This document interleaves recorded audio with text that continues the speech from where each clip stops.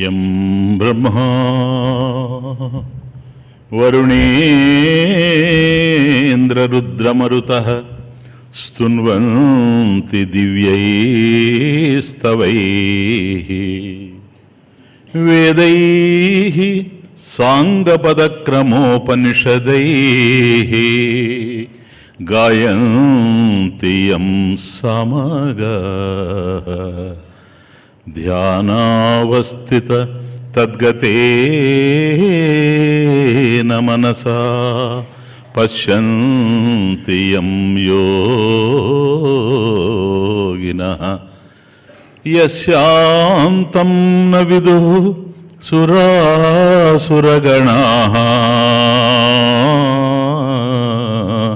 देवाय तस्मै नमः। कृष्णाय वासुदेवाय देवकी नंदनाय च नंदगोपकुमाराय गोविंदाय नमो नमः। ओ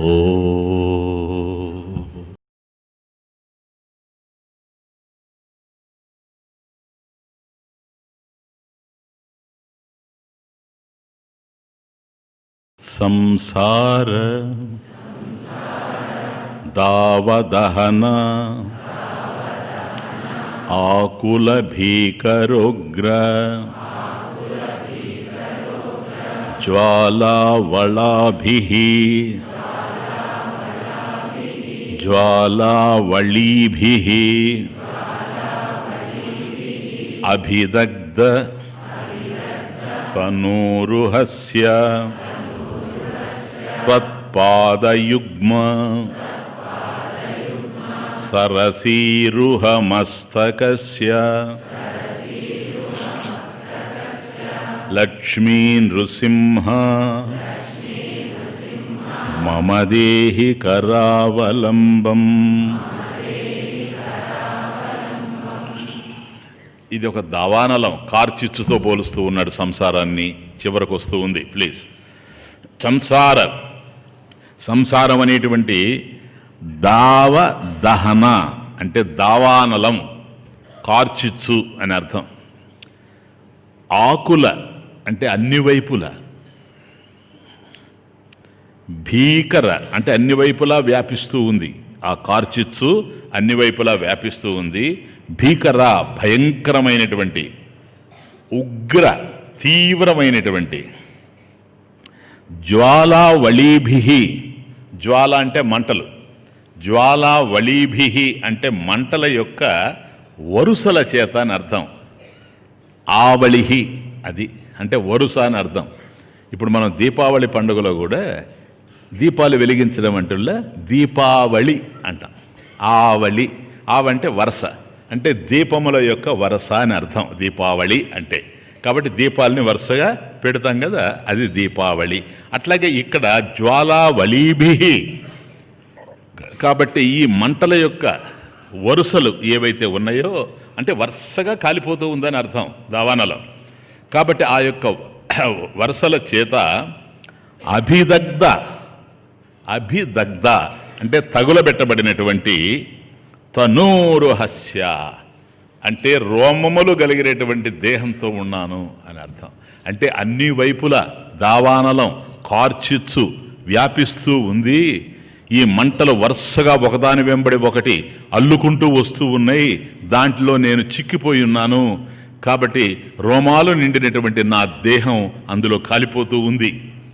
ఈ పరిస్థితుల్లో నేనున్నాను.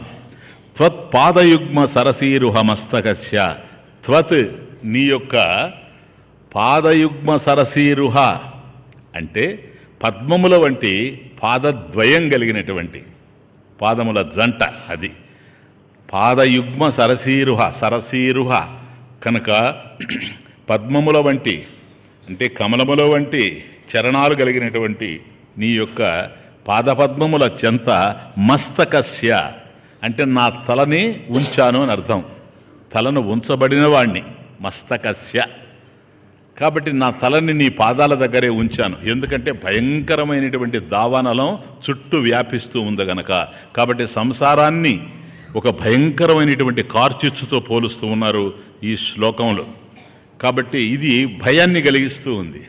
ఇంత భయంకరమైనటువంటి సంసారం అనేటువంటి ఈ దావానలం అన్ని వైపుల ఆకుల భీకరోగ్ర జ్వాలావళీభి అభిదగ్ధ తనూరుహస్య కాబట్టి అన్ని వైపులా వ్యాపిస్తూ ఉంది గనక దాని యొక్క భయంకరమైనటువంటి జ్వాలల నుండి నేను చిక్కిపోయాను ఆ జ్వాలల్లో. కాబట్టి నా దేహమంతా కూడాను కాలిపోయేటువంటి పరిస్థితి ఉంది గనక హే లక్ష్మీ నృసింహ మమదేహి కరావలంబం ఈ యొక్క కార్చిచ్చు నుండి కార్చిచ్చు ఎట్లా ఉంటుందంటే అడవుల్లో ఈ దావానలం ఎక్కువ అరణ్యాల్లోనే ఉంటుంది. అలా అంటుకున్నప్పుడు అవి ఎలా వస్తూ ఉంటాయి చెట్టుకు చెట్టు అని. కానీ మనం దాన్ని దాటుకొని పోదాము అనుకోవడానికి అవకాశం లేదు. కారణం ఏమిటంటే ఈ వైపుల నుంచి విపరీతంగా గాలులు వీస్తూ ఉంటాయి అదే సమయంలో. అవి వెంటనే పడమటి గాలులు అంటారు. ఆ గాలులు తీవ్రంగా వీస్తూ ఉంటే అటు పోతూ ఉందిలే మంటలు అనుకున్నటువంటి సమయంలో ఆ మంటలు మళ్ళీ వెనుదిరిగి ఈ వైపుకు కూడా వస్తూ ఉంటాయి. కాబట్టి అటు పోవాలని మనం కనుక ప్రయత్నం చేస్తూ ఉంటే ఈ వైపు వచ్చేటువంటి మంటలు మనల్ని కబళిస్తూనే ఉంటాయి. కాబట్టి దావానలం అంటే అది కార్చిచ్చు అన్ని వైపుల సకల ఆకుల భీకరోగ్ర జ్వాలావళీభి ఆ మంటల యొక్క వరుస ఆ విధంగా ఉంది కనుక దాని నుంచి బయటపడేటువంటి అవకాశం లేదు. కాబట్టి ఈ దావానలం చేత మిక్కిలి భీతి చెందినటువంటి వాడిని ఇది సంసార భయం. సంసార దావానలం వల్ల ఏర్పడినటువంటి భయం ఇది, ఇంకేం లేదు. ఎప్పుడైనా సరే భయం అనేది ఒకటి ఉంటుంది అంటే అది తెలియనప్పుడే మనకు భయం అనిపిస్తుంది, తెలిస్తే భయం లేదు. కాబట్టి ఎప్పుడైతే మనకు ఏదైనా తెలియనప్పుడే భయం.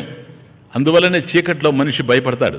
చీకట్లో ఎందుకు భయపడతాడంటే చీకట్లో ఏది ఎక్కడుందో తెలియదు గనక, ఏది ఎలా ఉందో తెలియదు గనక. ఏదైనా ఊహించుకోవచ్చు తను, అవన్నీ తన ఊహలకు సంబంధించినవే. కాబట్టి ఏది కనిపించదు గనక, ఏది అర్థం కాదు గనక చీకటిలో మనిషి భయపడుతూ ఉండడం మనం చూస్తున్నాం. అయితే ఇప్పుడు మరణం విషయంలో భయపడుతూ ఉన్నాడు. ఈ కార్చిచ్చు ఈ విధంగా వ్యాపించి ఉంది గనక అన్ని వైపులా నన్ను చుట్టుముట్టేసి ఉంది గనక నేను జీవిస్తానో లేదో అనేటువంటి మరణ భయం పట్టుకోనుంది. ఏ క్షణాన్ని నేను చచ్చిపోతానో అని. ఏ క్షణం, ప్రతి క్షణము చావే. అదే అక్కడ ఏ క్షణంలో నేను చస్తాను ఎవరు చెప్పగలరు? ఆపదః క్షణమాయంతి సంపదః క్షణం జన్మ క్షణం మృత్యుః మునే కిమిహ నక్షణం. ఇది శ్రీరామచంద్రుడు వశిష్ఠ మహర్షిని ప్రశ్నించినటువంటి విషయం ఇది. రాముడికి 15-16 సంవత్సరాల వయసులో దశరథుడి దగ్గరికి వశిష్ఠుడు వస్తే భోంచేసిన తర్వాత ఆయన విశ్రాంతి తీసుకుంటున్నటువంటి సమయంలో రామచంద్రమూర్తి ఆయన యొక్క రూముకి వెళ్ళాడు. చూచాడు. నాయన రామా, ఏమిటి రా అన్నాడు. చాలా దిగులుతో, దుఃఖంతో, విషాదంతో ఉన్నాడు రాముడు. అది ఆయన ముఖారవిందంలో కనపడతా ఉంది. అప్పుడు అన్నాడు, రామా, నీకేంటి, సమస్యలేమి లేవు కదా, ఎందుకు ఈ విధంగా కనిపిస్తూ ఉన్నావే, కారణం ఏమిటి, ఇంత దుఃఖభూయిష్టంగా కనిపిస్తున్నావు, కారణం ఏంటంటే అప్పుడు అడిగాడు. ఆపదః క్షణమాయంతి మునేహే, హే వశిష్ఠ మహర్షి, ఆపదః క్షణమాయంతి, ఒక్క క్షణంలో ఆపదలు వచ్చి పడతాయి. ఎప్పుడొస్తాయో తెలియదు, ఒకటే ఒక క్షణం. సరేనా? డాక్టర్ దగ్గరకు పోయి అన్ని టెస్ట్ చేయించుకునేటప్పుడు కూడా ఏమీ లేదు, ఇది 4th స్టేజ్లో ఉందన్నప్పుడు గుండె బయలిపోద్ది. ఆ మాట చెప్పడానికి క్షణాలే. ఆపదః క్షణం ఆయంతి, క్షణం ఆయంతి సంపదః, సంపదలు కూడా అట్లాగే వస్తాయి క్షణాల్లో. క్షణం జన్మ, క్షణం మృత్యు. ఒక క్షణంలో మనం పుడతాం, ఒక క్షణంలో మరణిస్తాం. అందుకనే జీవితాన్ని రెప్పపాటు అంటారు. చూచారా, దాని అర్థం అదే. రెప్పపాటు అంటే పుట్టుకతోనే కళ్ళు తెరుస్తాం, అప్పుడు చూస్తాం ప్రపంచాన్ని. ఆ తరువాత చనిపోయిన తర్వాత కళ్ళు మూస్తాం. అంటే ఇక్కడ తెరవడం, అక్కడ మూయడం. కన్ను ఇక్కడ తెరవడం ఏది జన్మలో, మృత్యువులో మూయడం. ఇది రెప్పపాటు అంటే. సరేనా? ఈ విధంగా రెప్పపాటుగా ఉంది జీవితం. క్షణం మృత్యు, క్షణం జన్మ. మునే కిమిహ నక్షణం ఇహ అస్మిన్ లోకే, ఈ ప్రపంచంలో క్షణం కానిది ఏది అని అడిగాడు.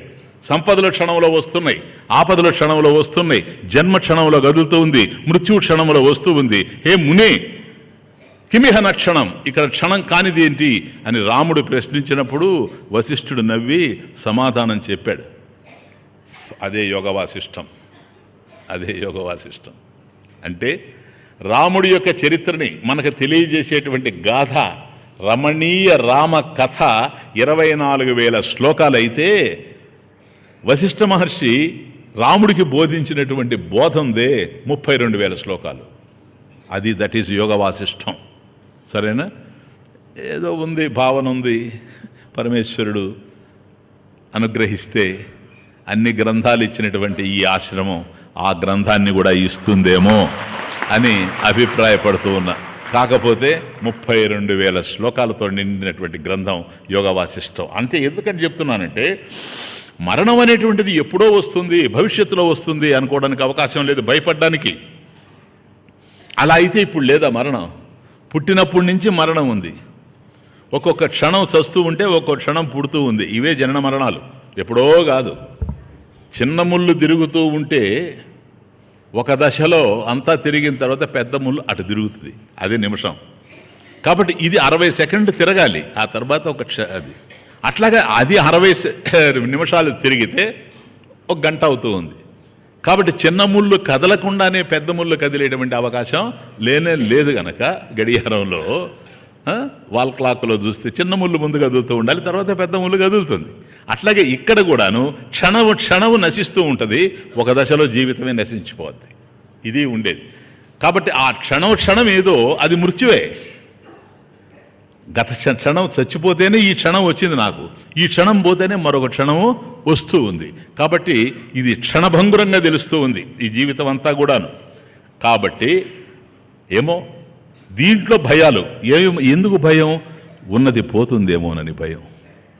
ఆ ఉన్నది గనక అప్రియమైందైతే పోయినా పర్వాలేదు, ప్రియమైంది పోతుందేమోనని భయం.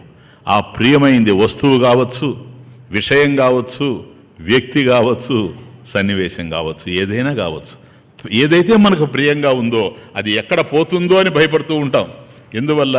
ఈ ప్రపంచం ఏదైతే ఉందో ఇది నియతితో నడుస్తూ ఉంది, ఒక ఆర్డర్లో కొనసాగుతూ ఉంది. ఇప్పుడు సూర్యాస్తమయాలు జరుగుతూ ఉన్నాయి, ఋతువులు వచ్చిపోతూ ఉన్నాయి, భూభ్రమణం జరుగుతూ ఉంది, ఋతుక్రమం నడుస్తూ ఉంది. ఇవన్నీ కూడా ఒక ఆర్డర్లో ఉన్నాయి. కాబట్టి ఎక్కడైతే నియమం అనేటువంటిది ఉంటుందో, నియతి, ఆర్డర్, నియతి అంటే ఆర్డర్. కాబట్టి ఎక్కడైతే ఒక ఆర్డర్ ఉంటుందో, ఒక నియతి ఉంటుందో అక్కడ నియంత ఉండాలి అని అర్థం. ఆ నియంతని ఆధారం చేసుకొని ఇవన్నీ కదులుతూ ఉన్నాయి. ఆ నియంత యొక్క అనుగ్రహంతోనే ఇంతవరకు జీవించాం.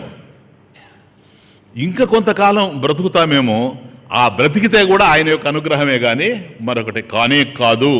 కాబట్టి చేపలు ఈదుతూ బతుకుతున్నాయి, చీమలు ప్రాకుతూ బ్రతుకుతున్నాయి, పక్షులు ఎగురుతూ బ్రతుకుతున్నాయి. మనం నవ్వుతూ ఎందుకు బ్రతకలేము ఈ ప్రపంచంలో అని చెప్తున్నా. ఎందుకో తెలుసా, అన్నిటికీ సుఖాన్ని ఇచ్చినటువంటి వాడు, అన్నిటికీ మనుగడను కల్పించినటువంటి పరమేశ్వరుడే నీకు నాకు మనుగడను కల్పిస్తూ ఉన్నాడు. ఇంతవరకు ఎవరి యొక్క అనుగ్రహంతో మనం బ్రతికామో ఇక మీద ఎంతకాలం బ్రతికినా ఆయన యొక్క అనుగ్రహంతోనే బ్రతుకుతాం. కాబట్టి ఏదైనా జరగని అది మన మంచికే. ఎందువల్ల? మంచివాడు చేసే సంకల్పమే కదా. ఇంకా అంతకన్నా మంచివాడు ఎవడున్నాడు ఈ ప్రపంచంలో?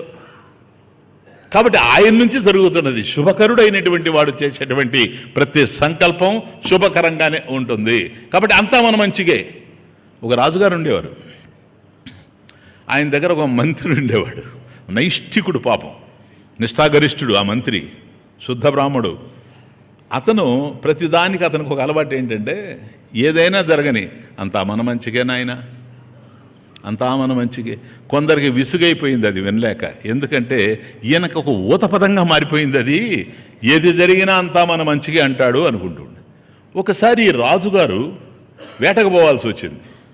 ఆ సమయంలో మంత్రి లేడు, రాజధానిలో మంత్రి లేడు. అప్పుడు ఈయనొక్కడే వెళ్ళాడు. వెళ్ళి మధ్యలో ఒక పులిని వేటాడుతూ ఉన్నటువంటి సమయంలో అది తన మీద పడేటప్పటికీ ఓ బొటన వేలు విరిగిపోయింది పాపం.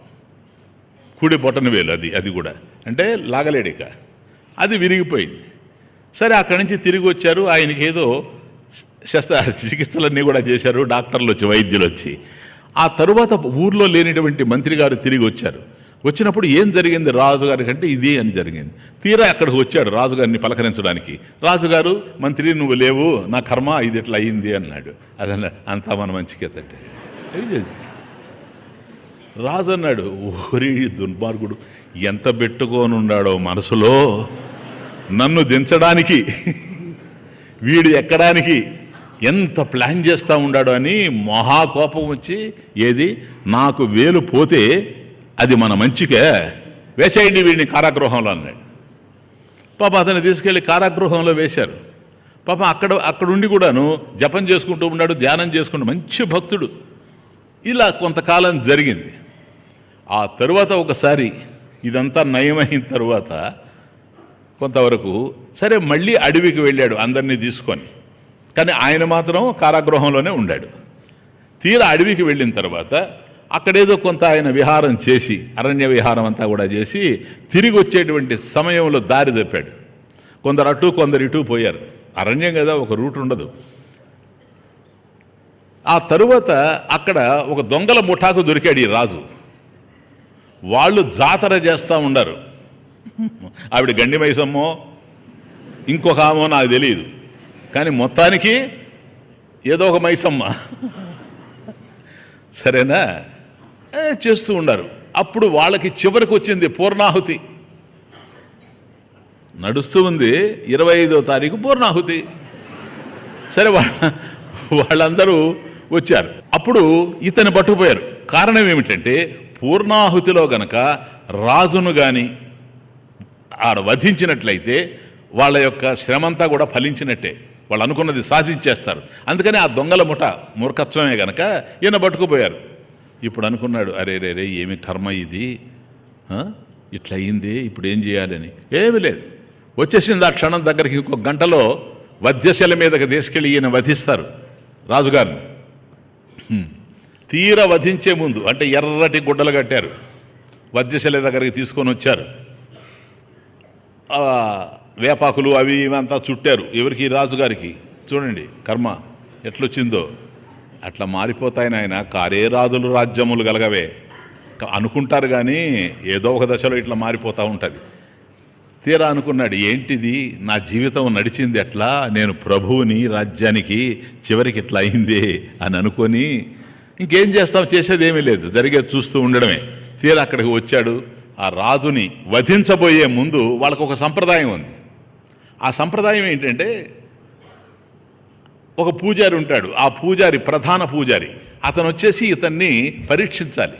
పరీక్షించి ఇతను వధకు అర్హుడే, వధార్హుడే అని నిర్ణయం చేసిన తర్వాత ఇతన్ని వధించాలి. అప్పుడు ఆ పూజారి వచ్చాడు. ఆయన ఈయన్ని పరిశీలించాలి వ్యక్తిగతంగా. రూమ్లో తీసుకెళ్ళాడు. బయటకు వచ్చారు ఇద్దరు. ఇంకా నన్ను వధించేస్తారు అని రాదు అనుకుంటున్నాడు. అప్పుడు అతను అన్నాడు, ఇతను పనికిరాడు అన్నాడు. వధకి పనికిరాడు. ఎందుకు పనికిరాడు? బొటనేలే, ఈ బొటనవేలు వల్ల ఇతను పనికిరాడు అని క్లియర్గా చెప్పాడు. అప్పుడు వాళ్ళు అన్నారు, నీ అదృష్టం బాగుంది, చలో ఇంకా నీ దారి నువ్వు పో అన్నారు. పాపం వచ్చేసాడు. వచ్చిన తర్వాత అప్పుడు అనుకుంటాడన్నమాట, అరే రే రే రే ఎంత పొరపాటు చేశాము, అంతా మన మంచికేనని మంత్రి చెప్తే అతన్ని అర్థం చేసుకోలేక తీసుకెళ్ళి కారాగృహంలో పెట్టాము అని అందరినీ పిలిచి అతన్ని వదలండి అన్నాడు. వదిలేరు. తీరా అక్కడికి వచ్చాడు. వచ్చిన తర్వాత, హే మంత్రి, నేను చాలా పొరపాటు చేశాను, నువ్వు చెప్పింది అర్థం చేసుకోలేకపోయాను, అంతా మంచికేనన్నావు, నువ్వు చెప్పావు అంతా మన మంచికేనని నేను నమ్మలేదు, కానీ ఇప్పుడు నాకు అందుబాటులోకి వస్తుంది, అవగాహనలోకి వస్తూ ఉందని. కానీ నిన్ను తీసుకెళ్ళి కారాగృహంలో పెట్టాను, అదే నాకు బాధగా ఉందంటే, ప్రభు అది మన మంచిగా అన్నాడు. చెప్పా, ప్రతిదానికి అది మన మంచిగా, అది మన మంచిగా, అది మన మంచిగా. నిన్ను కారాగృహంలో పెట్టడం కూడా మంచిగానా? అప్పుడు ఆ మంత్రి అంటాడు, యథార్థం చెప్తున్నా, ఏది మంచికో ఏది కాదో నాకు తెలియదు, కానీ ఇది మాత్రం నా మంచిగే. ఎందుకని, ఎప్పుడైనా మీరు అరణ్యానికి పోతే నేను లేకుండా పోయింది లేదు ఇప్పటి వరకు. ఎప్పుడైనా నన్ను తీసుకొనే పోతారు. ఇప్పుడు కూడా నన్ను తీసుకొని పోయి ఉండేవాళ్ళు. మరి అదేంటయ్యా, నిన్ను తీసుకెళ్ళి కారాగృహంలో పెడితే అది మన మంచిగానంటావేంటని. అయ్యా, ఎప్పుడు తీసుకుపోయినా నువ్వు నన్ను తీసుకుపోయేవాడివి, ఎప్పుడు మన ఇద్దరం పోయేవాళ్ళం. తీరా ఇప్పుడు వాళ్ళు పట్టుకుపోయారు. నువ్వేమో రాజు, నేనేమో మంత్రి.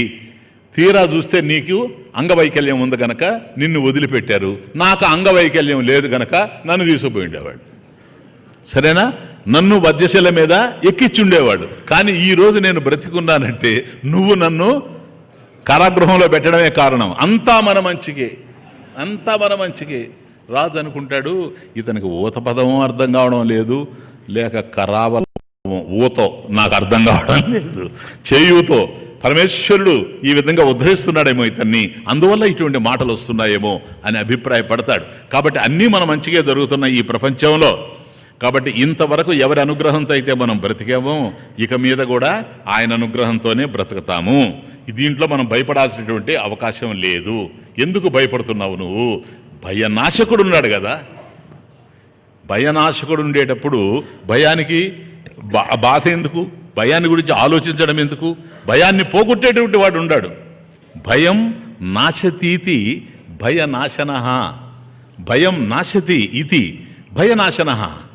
కాబట్టి భగవంతుడిని భయనాశకుడు అన్నారు. అంటే భయాన్ని పోగొట్టేటువంటి వాడు. అటువంటి భగవంతుడు నీకు తోడుగా ఉండేటప్పుడు నీకు భయం ఎక్కడి నుంచి వస్తుంది చెప్పండి? కాబట్టి అర్థం కానప్పుడే భయం. ఉన్నది పోతుందేమో అనే భయం. ఏం పోతుంది? దేహం. పోనీ నువ్వేమైనా ఆపుకోగలవా? లేదు. ఆయన యొక్క అనుగ్రహం ఉంటేనే నీకు ఆగుతుంది అది. కాబట్టి భయనాశకుడు అనేటువంటి భగవంతుడు నీకు తోడుగా ఉన్నాడు గనక నువ్వు భయపడాల్సినటువంటి అవసరం ఏమీ లేదు. ఉన్నవాళ్ళు దూరం అవుతారేమో భయం, ఎందుకంటే కార్చిచ్చు వ్యాపిస్తూ ఉంది గనక. అదే జరిగితే అప్పుడు నువ్వు ఆపేది ఏమీ లేదు. ఇప్పటి వరకు ఎందరో పోయారు. పోయిన వాళ్ళు కూడా సాగనంపి మనం తిరిగి వచ్చామే కానీ ఏది వల్లకాటి వరకు వెళ్ళి ఆ తర్వాత మనం చేయగలిగింది ఏమీ లేదు. కాబట్టి ఉండేవాళ్ళని పంపించడం లేము, ఒకవేళ పంపిస్తే పంపించవచ్చేమో, కానీ పోయేవాళ్ళని మాత్రం ఆపేటువంటి శక్తి మనకు లేనే లేదు. కాబట్టి చావు ఎదురవుతుందేమో, కానీ ఏం చేస్తాం? అదొక భారం, అది మోయలేనటువంటి భారం. చావు అనేటువంటిది మరణ భయం. దాన్ని పోగొట్టేవాడు కూడా పరమాత్మే. అందువల్ల భారభృత్ అని పేరు విష్ణు సహస్రనామంలో. భారభృత్ అంటే భారాన్ని వహించేటువంటి వాడు తాను.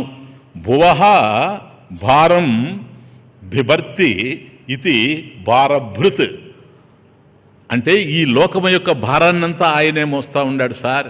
అర్థమవుతా ఉందే? కాబట్టి ఒక ట్రైన్లో అందరినీ ట్రైన్ మోసుకొని పోతూ ఉంటే నువ్వు ట్రైన్లో కూర్చొని నీ సూట్ కేసు నెత్తిని పెట్టుకోవాల్సినటువంటి అవసరం లేదు. ఎందుకని? అంతా ట్రైనే మోస్తూ ఉంది కనుక నీతో పాటుగా నీ సూట్ కేసును కూడా అదే మోస్తుంది కదా. అట్లాగే భారభృత్, ఈ భువః భారభృత్, ఈ ప్రపంచం, ఈ లోకం యొక్క భారాన్నంతా కూడా తానే మోస్తూ ఉండేటప్పుడు నీ ఒక్క భారాన్ని ఆయన మోయకుండా పోయేటువంటి ప్రశ్న లేదు. ఈ జగత్తుని యొక్క భారాన్నే మోసేటువంటి వాడు. కావాల్సింది ఏంటంటే మనం శరణాగతులం కావాలి. శరణాగతస్య, కాబట్టి ఆయనకి గనక మనం శరణాగతులమైతే అది త్వత్పాదయుగ్మ సరసైరుహ మస్తకస్య. కాబట్టి నా తలని ఎక్కడ పెట్టాలి ఆలోచించుకోవాలి. నువ్వు నీ పాదాలను కావాలంటే ఎక్కడైనా పెట్టుకోవచ్చు, చంద్రమండలంలో కూడా పెట్టుకోవచ్చు. కానీ నీ తలని పెట్టడానికి ఇంక ప్రదేశమే లేదు, ఆయన పాదాలు తప్ప.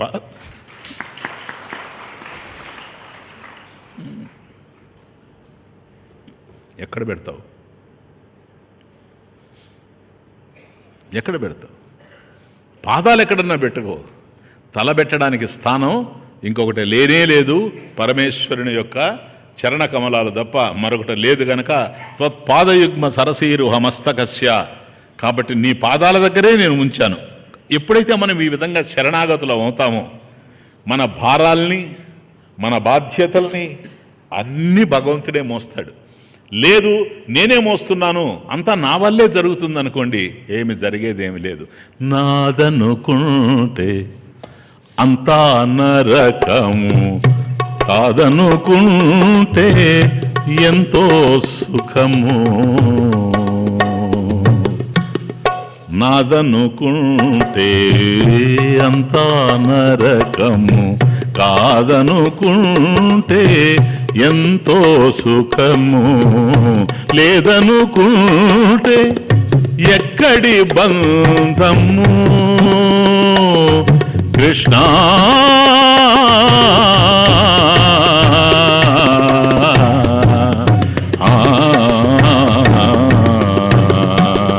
లేదనుకుంటే ఎక్కడి బంధము.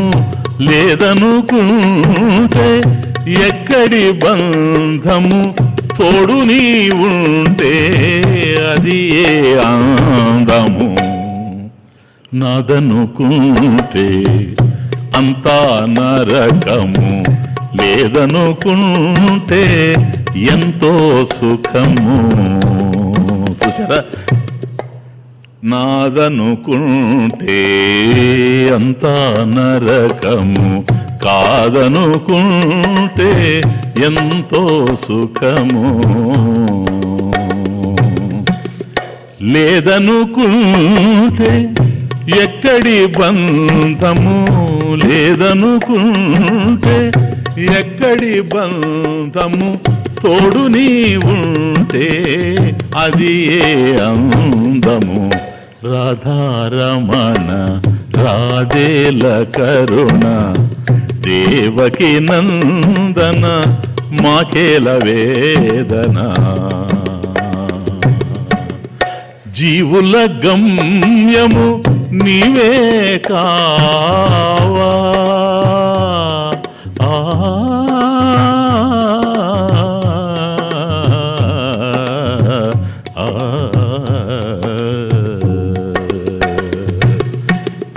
జీవుల గమ్యము నీవే కావా. బ్రతుకు సంద్రమున నీవే నావా. అది మనం చూసిన భవాబ్ది పోత. బ్రతుకు సంద్రమున నీవే నావా. రాధారమణ రాధేల కరుణ, దేవకి నందన మాకేల వేదన. రాధారమణ. కాబట్టి నాదేని ఈ భారాన్నంతా మనం మోయాల్సినటువంటి అవసరం లేదు. త్వత్పాదయుగ్మ సరసీరుహ మస్తకస్య. కాబట్టి నీ పాదపద్మాలు ఏవైతే ఉన్నాయో అవి ఆ పాదపద్మముల యందు, అంటే పద్మముల వంటి పాదముల యందు నా యొక్క మస్తకాన్ని, నా యొక్క శిరస్సుని ఉంచేటువంటి అవకాశాన్ని ఇచ్చి, అది కూడా నువ్వివ్వాలి. నా మనసు ఇటోబోద్ది. నీ యొక్క పాదపద్మాల యందు నా మనసు లగ్నం కావడం అనేది కూడా నీ అనుగ్రహం మీదనే ఆధారపడి ఉంది భగవాన్. అలా ఇచ్చి కరావలంబం దేహి, నాకు చేయూతను ఇవ్వు. నెక్స్ట్ శ్లోక. సంసార సాగర నిమజ్జన ముహ్యమానం దీనం విలోకయ విభో కరుణానిధే మాం ప్రహ్లాదఖేద పరిహార పరావతార లక్ష్మీ నృసింహ మమ దేహి కరావలంబం. దీంట్లో సుఖావబోధార్థం అని శాస్త్రంలో ఒకటి ఉంది. ఎక్కడైతే విషయం జటిలమైపోతూ ఉంటుందో అక్కడ ఒక ఎగ్జాంపుల్, ఒక అనెక్డోట్, ఏదో ఒక ఎగ్జాంపుల్ ఇస్తే మనకు అర్థమైపోతుంది, ఓహో ఇట్లా కదా అని దృష్టాంతం అంటారు దాన్ని. కాబట్టి ఈ దృష్టాంతాన్ని తెలియజేసేటువంటి ప్రక్రియలో ఇప్పటికీ 9 శ్లోకాలు అయిపోయినాయి కనుక, అంటే పూర్వార్థం అయిపోయింది, ఉత్తరార్థం అంతా కలిసి రేపు మధ్యాహ్నానికి అయిపోతుంది. కాబట్టి 10వ శ్లోకం దగ్గరకు వచ్చేటప్పటికి ఒక దృష్టాంతం ఇస్తున్నాడు. ఆ దృష్టాంతం ఎవరిదంటే ప్రహ్లాద కుమారుడు, మహాభక్తుడైనటువంటి ప్రహ్లాదుడు. ఇప్పటి వరకు మనం చెప్పినటువంటి ఈ పరిస్థితిని ఎవరైతే అధిగమించారో ప్రహ్లాదుణ్ణి ఉదాహరణగా ఇస్తూ ఉండాడు. అది ఇంకెళ్ళి సంసార సాగర నిమజ్జన ముహ్యమానం దీనం విలోకయ విభో కరుణానిధే మాం. విభో, హే పరమేశ్వర, అంటే విభో అంటే సర్వవ్యాపకుడు అని అర్థం, అంతటా వ్యాపించి ఉండేటువంటి హే భగవాన్ కరుణానిధే, దయామయ, కాబట్టి అంతా కరుణ నిండిపోయింది నీ దగ్గర. మాం, నన్ను విలోకయ, ఒక్కసారి చూడు, నా పరిస్థితి చూడు. ఎందుకని? సంసార సాగర, సంసారం అనేటువంటి ఈ సముద్రం ఏదైతే ఉందో దాంట్లో నిమజ్జన ముహ్యమానం. నిమజ్జన అంటే మునగడం. ఆ సంసారం అనేటువంటి సముద్రంలో మునిగిపోయి ముహ్యమానం అంటే మూర్ఛిల్లుతున్నవాడిని. ఊపిరాడకుండా సముద్రంలో పడి కొట్టుకున్న తర్వాత ఎట్లాగైతే మనిషి మూర్ఛిల్లుతాడో అట్లాగే ఈ సంసారంలో చేరి ఈ సంసార బాధల్ని అనుభవించిన తర్వాత మూర్ఛపడ్డవాడు ఎట్లాగైతే ఉందో అలా ఉంది నా పరిస్థితి. అందువల్ల సంసార సాగర నిమజ్జన ముహ్యమానం దీనం, కాబట్టి దీనుణ్ణి నేను. విభో, హే సర్వవ్యాపక పరమేశ్వర, కరుణానిధే దయామయ, విలోకయ, ఒక్కసారి ఎవరిని? మాం విలోకయ. అక్కడ చూడండి, కరుణానిధే మాం, మాం నన్ను, విలోకయ ఒక్కసారి నా పరిస్థితి చూడు. ఈ సంసారం అనేటువంటి సముద్రంలో మునిగిపోయాను, దానివల్ల బాగా అలసిపోయాను, మూర్ఛిల్లిపోతున్నాను. హే భగవాన్ నన్ను ఒక్కసారి చూడు. ఎందుకంటే అలా చూచేవాడివే నువ్వు, ఈ లక్షణం కలిగిన వాడివే. నీకెలా తెలుసు? ప్రహ్లాద ఖేద పరిహార పరావతార. పరావతార వెరీ ఇంపార్టెంట్. ప్రహ్లాద, ఈ ప్రహ్లాద కుమారుని యొక్క ఖేద, దుఃఖం ఏదైతే ఉందో దాన్ని పరిహార, పోగొట్టేందుకు పరావతార. పర అంటే ఆసక్తి, ఇక్కడ పరావతార అంటే అసక్తమైనటువంటి అవతారం కలిగిన స్వామి అని అర్థం. అంటే పనిగట్టుకొని అవతరించినటువంటి వాడా అని అర్థం. అది మీనింగ్ ఇంప్లైడ్. కాబట్టి పనిగట్టుకొని అవతరించావు, ప్రహ్లాదుడి కోసమే వచ్చావు. ఇది దశావతారాల్లో మనం ముఖ్యంగా తెలుసుకోవాల్సింది ఏంటంటే, అవతారాలు చాలా ఉన్నాయి. ఇంతకుముందు మీకు చెప్పాను, దశావతారాలే కాకుండా 21 అంశావతారాలు కూడా ఉన్నాయని. కాకపోతే ఇక్కడ పనిగట్టుకొని కేవలం ఒకే పనికి వచ్చాడు. ఇప్పుడు యదా యదా హి ధర్మస్య గ్లానిర్భవతి భారత అభ్యుత్థానం అధర్మస్య తదాత్మానం సృజామ్యహం పరిత్రాణాయ సాధూనాం వినాశాయ దుష్కృతాం ధర్మ సంస్థాపనార్థాయ సంభవామి యుగే యుగే. ఈ విధంగా భగవంతుడు అవతరించాడనేది మీకు తెలుసు. కానీ ఇక్కడ అట్లా కాదు, ఒకే పనికి వచ్చాడు. అందువల్ల పని కట్టుకొని పరావతారా. కాబట్టి అదే ఆసక్తితో వచ్చావు, అదే పనితో వచ్చావు. ఏమిటా పని? ప్రహ్లాద ఖేద పరిహార. ఆ ప్రహ్లాదుని యొక్క దుఃఖం ఏదైతే ఉందో, చిన్న పిల్లవాడు, అతను పడినటువంటి బాధలు, వాటినంతా పరిహరించడానికి అవతరించినటువంటి ప్రత్యేకమైనటువంటి అవతారం. పనిగట్టుకొని దానికోసమే వచ్చావు.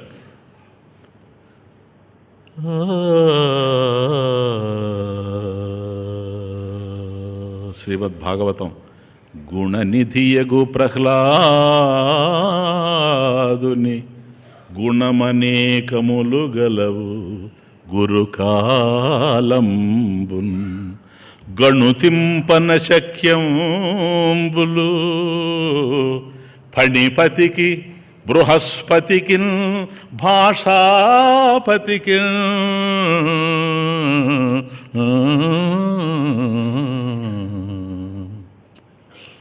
పోతనామాత్యుడు ఆ ప్రహ్లాదుడు చిన్నపిల్లవాడుగా ఉండేటప్పుడు గుణనిధి, సముద్రం జలనిధి, అన్నీ నదులన్నీ వచ్చి సముద్రాన్ని చేరిపోతాయి.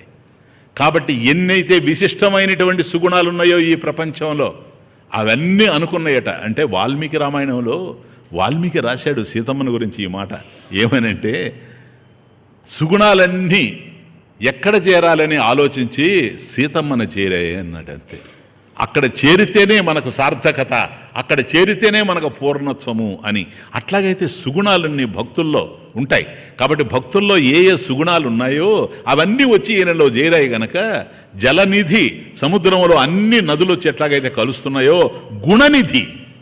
కాబట్టి సుగుణాలకు నిధి అయినటువంటి వాడు ప్రహ్లాదుడు. గుణనిధియగు ప్రహ్లాదుని గుణములు అనేకములు గలవు గురుకాలంబును గణుతింపన శక్యంబులు ఫణిపతికి బృహస్పతికి భాషాపతికిను. ఇది సహజ పాండిత్యం కలిగినటువంటి పోతనామాత్యుని యొక్క కవితా శైలి. కాబట్టి ఆయనలో అన్ని సుగుణాలు ఉండేటువంటివి ప్రహ్లాదుల్లో. గణుతింపన శక్యంబులు గురుకాలమునన్, గురుకాలమునన్ ఎంత కాలమైనా సరే, ఎంత కాలం మనం లెక్కెట్టినా ఇదిగో ఈ లక్షణాలున్నాయి అని లెక్కెట్టాలి అని అంటే ఎవరికీ సాధ్యం కాదు. గణుతింపన శక్యంబులు గురుకాలంబునన్ గణుతింపన శక్యంబులు. ఎంతకాలం మనం ఆయనలో ఉండేటువంటి సుగుణాలను లెక్కెట్టాలన్న సాధ్యం కాదు, అశక్యంబులు. ఎవరికి అశక్యంబులు? ఫణిపతికి. ఫణిపతి ఆదిశేషుడు. ఎందుకు ప్రత్యేకంగా ఆదిశేషుడిని చెప్తున్నాడంటే 1000 నాలుకలు కలిగినటువంటి వాడు ఆదిశేషుడు. కాబట్టి ఆ 1000 నాలుకలు కలిగినటువంటి వాడికి కూడాను ప్రహ్లాదుని యొక్క గుణగణాలని, ఆయనలో ఉండేటువంటి వైభవాన్ని వర్ణించడం సాధ్యం కాదు. కాబట్టి ఫణిపతికి బృహస్పతికి, దేవగురు బృహస్పతి చిన్న విషయం కాదు, దేవతలకే గురువైనటువంటి ఆ బృహస్పతికి కూడా సాధ్యం కాదు. ఫణిపతికి సాధ్యం కాదు, బృహస్పతికి సాధ్యం కాదు. మూడోవాడు భాషాపతికి. ఈ భాష ఎవరో చాంద్ భాషనో ఏ భాషనో మనకు తెలియడం లేదు. కానీ ఆయన పదప్రయోగం ఏంటంటే, భాష అంటే జ్ఞానం కదా. జ్ఞానం ఎవరి దగ్గర ఉంటుంది? భాష సరస్వతి దగ్గర ఉంటుంది. ఆమె హస్బెండ్ ఎవరు? అంతే, ఆయనకు కూడా సాధ్యం కాదు. అంటే 1000 నాలుకలు ఉండేవాడికి సాధ్యం కాదు, 4 మస్తకాలు తలలో ఉండేటువంటి వాడికి కూడా, చతుర్ముఖ బ్రహ్మకు కూడా సాధ్యం కాదని చెప్పడానికి ఏమో నేను ఎక్కడ చూడాల ఈ పదప్రయోగం ఒక్క పోతనామాత్యుడే చేశాడు. అది అందువల్ల సహజ పాండిత్యం. భాషాపతికి, ఫణిపతికి, బృహస్పతికి, భాషాపతికి వీళ్ళకి ఎవరికి కూడా సాధ్యం కానిటువంటి సుగుణాలు ఆయనలో ఉండిపోయినాయి. కాబట్టి ఎంతెంతో ప్రయత్నం చేశారు. ముక్తసరిగా చెప్తా, ఎందుకనంటే మీకు జ్ఞాపకం ఉందో లేదో, ఒక సదస్సే నేను ప్రహ్లాద చరిత్ర చెప్పాను. పోతనామాత్యుని యొక్క ప్రహ్లాద చరిత్ర చాలా కాలం అయింది, సరేనా? అది ఒక దశలో మనం ఇక్కడ చెప్పుకున్నాం. కాబట్టి అంత చెప్పాలంటే అది 10 రోజులైనా 20 రోజులైనా చెప్పచ్చు. కానీ ఇక్కడ మనకున్నటువంటి కాలాన్ని దృష్టిలో ఉంచుకొని క్లుప్తంగా చెప్తాను. అయ్యా, నువ్వు మహావిష్ణువుని తలచడానికి అవకాశమే లేదు, ఓం నమో నారాయణాయ అనడానికి అవకాశమే లేదు, నువ్వు హిరణ్యకశ్యపాయ నమః అని చెప్పు కానీ ఇంక ఏమీ పలకడానికి అవకాశం లేదు అని ఎన్ని విధాల ఫోర్స్ చేసినా, గురువులు చెప్పినా, తండ్రి చెప్పినా వినలేదు, గురువులు చెప్పినా వినలేదు. దానికి సమాధానం చెప్పింది ఒక్కటే, ఎందుకని? అది నాకు సాధ్యమా? భగవంతుడిని మరిచిపోయి బ్రతకడం నాకు సాధ్యమా? మనము భగవంతుడిని జ్ఞాపకం పెట్టుకోవడానికి సాధనలు చేస్తూ ఉంటే భక్తుడనేవాడు భగవంతుడిని మరిచిపోవాలంటే సాధ్యం కాక ఉంటాడు ఎప్పుడు. అది మందారమకరంద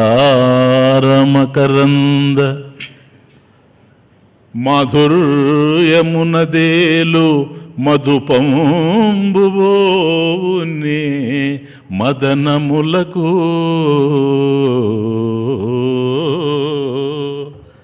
నిర్మల మందాకిని వీచికలదూగు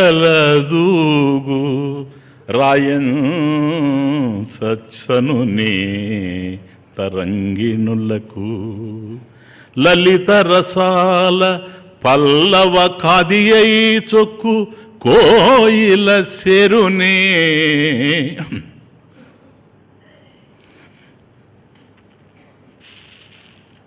ఇవన్నీ అనుభవైక వేద్యం, మనం అనుభవించాల్సిందే కానీ ముచ్చటించుకోవాల్సిన విషయాలు కాదు.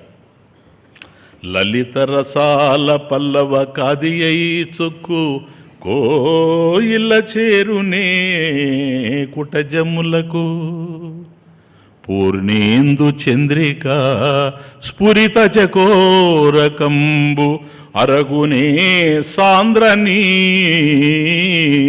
హారములకు సాంద్ర నిహారములకు అంబుజోదర దివ్య పాదారవింద చింతనామృతపాన విశేషమత్త చిత్తమేరీతి నితరంబు చేరనేర్చు. చిత్తమేరీతి నితరంబు చేరనేర్చు వినుత గుణశీల మాటలు వేయునేల. ఎందుకయ్యా ఇన్ని మాటలు ఎందుకు? శ్రీహరిని నువ్వు మర్చిపోనాయన అని చెప్తూ ఉన్నాడు తండ్రి, గురువులు అందరూ. ఆయన చెప్తున్నది ఒకటే, మందారమకరంద మాధుర్యమునదేలు మధుపంబుబోనే మదనములకు. అయ్యా, కల్పవృక్షంలో ఉండేటువంటి మధువుని, ఆ పుష్పాల్లో ఉండేటువంటి మధువుని, కల్పవృక్షాల్లో ఉండేటువంటి పుష్పాల్లో ఏ మకరందం అయితే ఉందో దానిని జుర్రడానికి అలవాటు పడినటువంటి తుమ్మెద, మధుపంబు తుమ్మెద పోవునే మదనములకు. అయ్యా, అవి మంగ చెట్ల మీదకు పోతాయా? అక్కడ ఉండేటువంటి ఆ మంగ చెట్ల మీద ఉండేటువంటి పువ్వుల్ని, వాటిలో ఉండేటువంటి తేనెని గోరాలని పోతాయా? పోవు కదా. నేను అంతే. చూడండి తమాషా. అది ఎట్లా సాధ్యం కాదు, ఇది ఎట్లాగే సాధ్యం కాదు. నిర్మల మందాకిని వీచికలదూగు రాయంచను నీ తరంగిణులకు. కాబట్టి గంగా తరంగాలలో తూగుతూ పానం చేసేటువంటి ఆ రాజహంస మామూలు నదుల్లో, మురికి జలాల్లో కనిపించమంటే కనిపిస్తుందే? లలిత రసాల పల్లవ కాదియై చొక్కు కోయిల చేరునే కుటజములకు. కాబట్టి తీయని మామిడి చిగుళ్ళని జుర్రుకుంటూ దాంట్లో ఉండేటువంటి రసాన్ని ఆస్వాదించి చక్కగా పాడేటువంటి కోయిల కుడిసె చెట్ల దగ్గర, కొడిసె చెట్లు అంటారు వాటిని, కొడిసె చెట్ల దగ్గరికి పొమ్మంటే పోతుందే? పోయేటువంటి అవకాశం కుటజములకు లేనే లేదు. పూర్ణేందు చంద్రిక స్ఫురిత చకోరకంబు అరగునే సాంద్రనీ హారములకు. పూర్ణేందు చంద్రిక స్ఫురిత చకోరకం. కాబట్టి చంద్రుని యొక్క వెన్నెలను జుర్రుకొని అదే ఆహారంగా స్వీకరించేటువంటి చకోర పక్షి ఏదైతే ఉందో, చంద్ర చకోరం. కాబట్టి చంద్రుని యొక్క వెన్నెలని ఆస్వాదించేటువంటి ఆ చకోర పక్షి మంచుగడ్డల మీదకు పొమ్మంటే పోతుందా? తిని అక్కడ తృప్తి చెందు అంటే. కాబట్టి ఓ గురువుల్లారా, ఓ తండ్రి, ఇద్దరికి అదే. అంబుజోదర దివ్య పదారవింద చింతనామృతపాన విశేషమత చిత్తము ఏ రీతి నితరంబు చేరనేర్చు వినుత గుణశీల మాటలు వేయునేలా. కాబట్టి శ్రీహరి యొక్క పాద పద్మాలయందు ధ్యానామృత చిత్తంతో తృప్తి చెందేటువంటి మనసు ఇతర చోట్లకు పొమ్మంటే పోతుందా? ఇది నాకు సాధ్యం అవుతుందా అని ఒక దశలో ఎన్ని విధాల ప్రయత్నం చేసినా, ముక్తసరిగా చెప్తున్నా, బ్రీఫ్, అవకాశం లేకపోయేటప్పటికీ అప్పుడు తండ్రి అడిగాడు, ఏరా ఎక్కడున్నాడు రా నీ శ్రీహరి? వాడి కోసం వెతుకుతూ ఉన్నాను, చతుర్దశ భువనాలు వెతికాను, ఎక్కడన్నా కనిపించలేదు. ఎక్కడరా వాడు, ఎక్కడ చెప్పు. ఇందుగలడందులేడని. నాన్న వెతికావా ఆయన కోసం? ఇందుగల్లడందులేడని సందేహం వలదు చక్రి సర్వోపగతుండు, ఎందెందు వెతకి చూచిన అందందేగలడు దానవాగ్రణి వింటే. ఈ శ్లోకంలో ప్రధానంగా రెండే. ఎందెందు వెతకి చూచిన, నువ్వు ఊరికే చూస్తే కనిపించడు, నువ్వు వెతకాలి. ఎట్లా వెతుకుతావు? అత విచార కర్తవ్య. కాబట్టి శాస్త్రాన్ని ఆధారం చేసుకొని నువ్వు విచారిస్తే పరమేశ్వరుడు ఎక్కడున్నాడో నీకు తెలుస్తుంది. కాబట్టి అది ఎట్లా ఉంటుంది? నువ్వు వెతికి పట్టుకోవడమే కాదు, ఇక్కడ వింటే. దానవాగ్రణి, హే రాక్షస రాజా వింటే, శ్రవణం కుర్యాత్. ఎందుకని? పరమేశ్వరుడు జ్ఞాన రూపంలో ఉన్నాడు గనక. జ్ఞానం అనేటువంటిది వెలిగే దీపం మరొక దీపాన్ని ఎట్లాగైతే వెలిగిస్తుందో, జ్ఞానం కలిగినటువంటి మహాపురుషులు మనల్ని జ్ఞానం వైపు నడిపించాలి. అటువంటి జ్ఞాన పురుషులు దొరికి, అటువంటి గురువులు మనకు లభ్యమై, వాళ్ళ బోధ గనక మనకు అర్థమైనట్లయితే వింటే.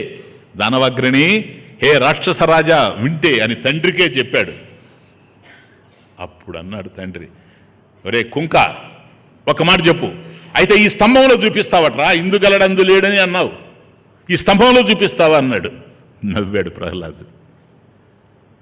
ఇదొక అందమైనటువంటి సన్నివేశం. కొద్దిగా బాగా అర్థం చేసుకోండి, మీరు ఎక్కడ వినుండరులే. ఎందుకు వినుండరు అంటానంటే, పద్మపురాణం ఇవన్నిటిని కూడాను నేను శోధించి దీనికి సంబంధించిన కరస్పాండింగ్ ఇన్ఫర్మేషన్ అంతా ఏదైతే ఉందో అది తీసుకొని రాసినటువంటిది. భాగవతంలో కూడా రాశాను. ఈ స్తంభంలో ఉన్నాడా అన్నప్పుడు ఆలోచిస్తూ ఉన్నాడట. ఏంటి నాన్న అంతటా ఉన్నాడు అని నేను చెప్తూ ఉంటే ఈ స్తంభంలో ఉన్నాడా అంటావేంటి? ఈ స్తంభంలో లేకుండా ఎట్లుంటాడు? ఎవరి బలం చూసుకొని రా నువ్వు ఇదంతా మాట్లాడుతూ ఉన్నావు? ఏయ్ డింబక, ఎవరి బలం చూసుకొని ఎవరుండారు నీ వెనక? ఇంత చిన్న కుర్రవాడివి, చతుర్దశ భువనాలు నాకు తల వంచాయి, అటువంటి నా ముందు తల ఎత్తి మాట్లాడుతూ ఉన్నావు. ఎవర్రా నీకు ఈ బలం ఇచ్చింది? నీ వెనక ఈ బలం కలిగిన వాడు ఎవడు? నాన్న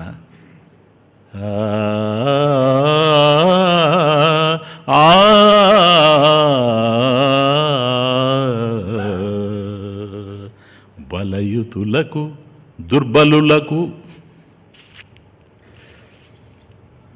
బలయుతులకు దుర్బలులకు బలమెవ్వడు నీకు నాకు బ్రహ్మాదులకు.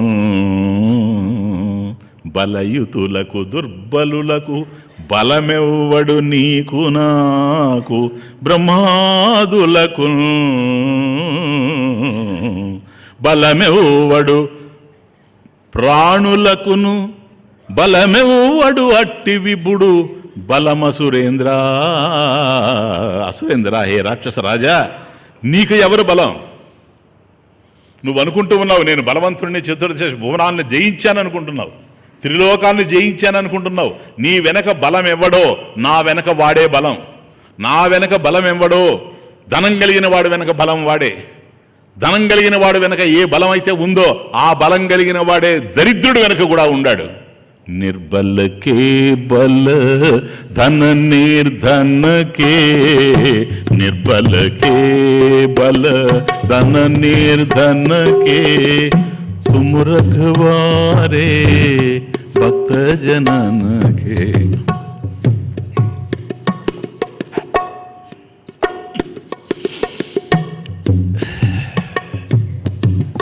कृष्णा निर्बल के बल धन निर्धन के, तुम रखवारे भक्त जनन के. तेरी दया का अंत नहीं है,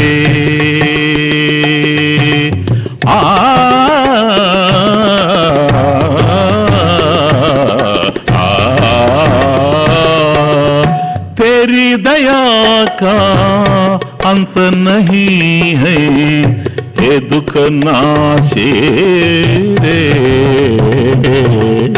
ये दुख नाशे रे, ये दुख नाशे रे, दर्शन दोगन श्यामनाथ मोरे अखियां प्यासे रे, दर्शन दोगन श्याम. నిర్బలకే బల, బలం లేని వాళ్ళకి బలమివ్వడు. ధన నిర్ధనకే, ధనం లేని వాళ్ళకి ధనమివ్వడు. తుమ్ రఖవారే భక్త జననకి, హే భగవాన్ భక్తుల్ని రక్షించేటువంటి వాడివి నువ్వే, నువ్వే రక్షకుడివి. నీ దయకు అంతం లేదు. తేరీ దయాకా అంత నహీ హై, హే దుఃఖనాశి రే. కాబట్టి అందరి దుఃఖాలు పోగొట్టేటువంటి వాడు. సేమ్ అదే ప్రహ్లాద ఖేద పరిహార, ప్రహ్లాదుని యొక్క దుఃఖాన్ని పోగొట్టడానికి ఇప్పుడు అవతరించాడు, ఇక్కడ అవతరిస్తాడు. కాబట్టి ఇందుగలడందులేడని సందేహము వలదు అని ప్రహ్లాదుడు చెప్పినప్పుడు, ఏయ్ డింబక చూపిస్తావా ఈ స్తంభంలో అని అడిగినప్పుడు ఓ తమాషా జరిగింది. అంతటా ఉన్నాడు అన్నప్పుడు ప్రహ్లాదుడు చెప్తాడు, ఇక్కడ అంతటా ఉన్నాడు అని నేను ఒకవైపు చెప్తూ ఉంటే ఇందుగలడందు లేడని సందేహము వలదని, మళ్ళీ ఈ స్తంభంలో ఉండాడా అంటావేంటి? ఆ స్తంభం అంతాలో లేదా? అంతటా అనేటువంటి మాటలో ఈ స్తంభం లేదా? ఇది మైనస్సా? మరి ఎందుకని అడుగుతూ ఉన్నావు? విచిత్రం విచిత్రం విచిత్రం. అంబోజాసనుండాది, అంబోజాసనుండాదిగాగా తృణ పర్యంతంబు విశ్వాత్ముడై, అంబోజాసనుండాదిగాగా తృణ పర్యంతంబు విశ్వాత్ముడై, సంభావంబున నుండు ప్రోడ విపుల స్తంభంబునందుండడే, విపుల స్తంభంబునందు ఉండడే, స్తంభాంతర్గతుడయ్యుండుటకు ఏ సందేహము లేదు, స్తంభాంతర్గతుడయ్యుండుటకు ఏ సందేహంబు లేదు, నిర్దంభత్వమున నేడు కానబడు ప్రత్యక్ష స్వరూపంబునన్.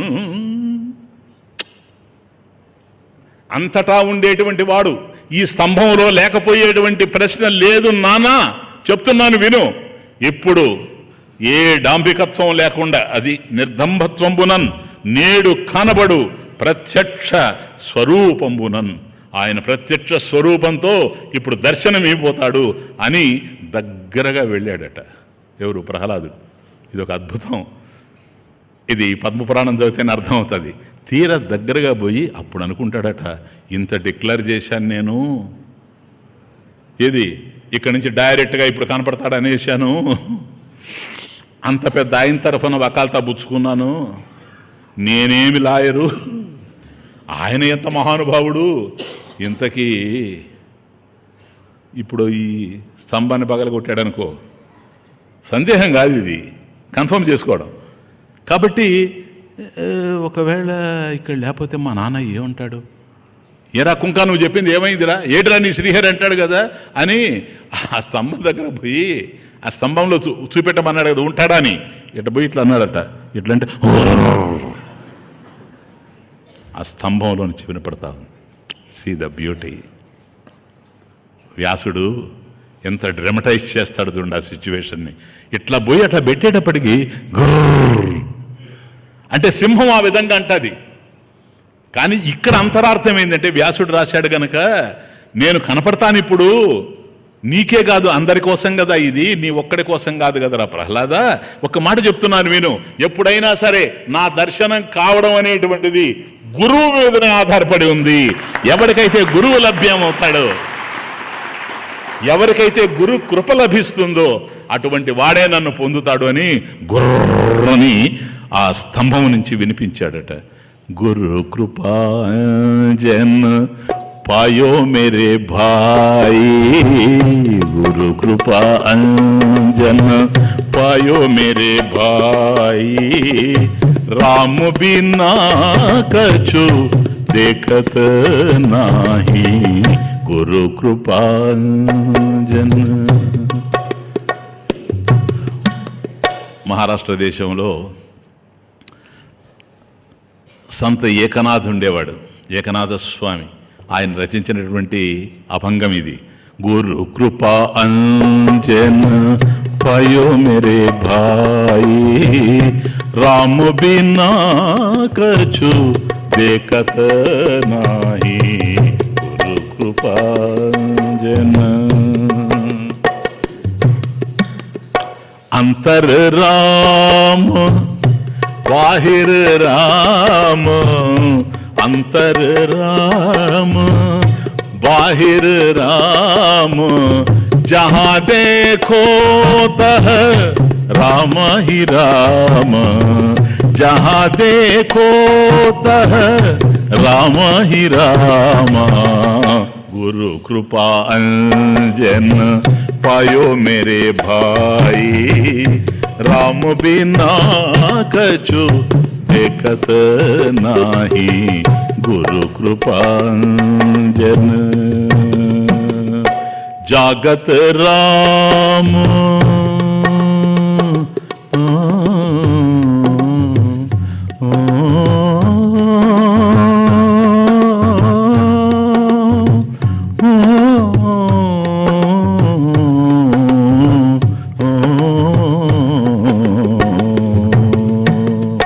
जागत राम सोवत राम, जागत राम सोवत राम, सपन में देखो राजा राम, सपन में देखो राजा राम, गुरु कृपा अंजन पायो मेरे भाई, राम बिना कछु देखत नाही, గురు కృపాంజన.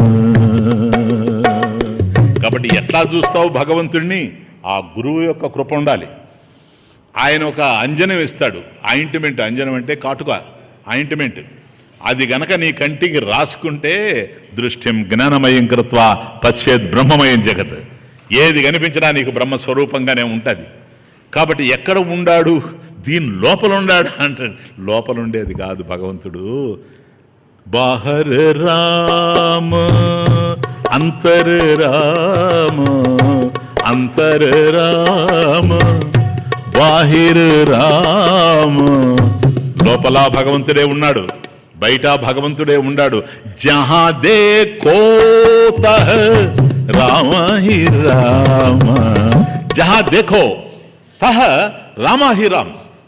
ఎక్కడ నువ్వు చూస్తే అక్కడ రాముడే. ఎందుకని? రాముడు కన్నా అన్యమైంది లేనేలేదు ఈ ప్రపంచంలో.